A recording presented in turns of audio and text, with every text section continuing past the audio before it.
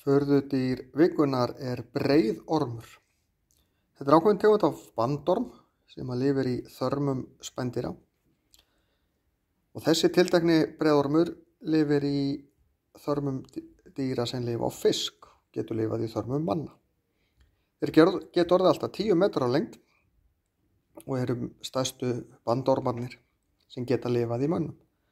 Þeir eru með svona haus sem eru krókara og krækja hausnum föstum og svo liggja þeir bara þarmana og taka inn fæðu sem við eða dýri sem þeir lifa inn í er búin að melta fyrir þá eða brjóta niður í smærri einingar svo þeir geta tekið inn fæðuna, er í raun að stela fæðu frá dýrinu sem þeir lifa inn í.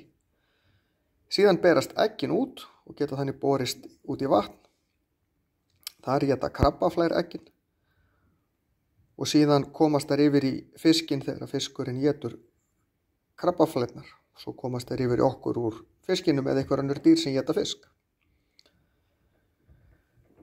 Lirfurnar þroskast nefnilega í holdi fisksins og berast svo, eins og ég sagði, í okkur. En líkurnar á að sýkjast af eða fá í sig breiðorm með því að borða fisk er afskaplega ólíklegt.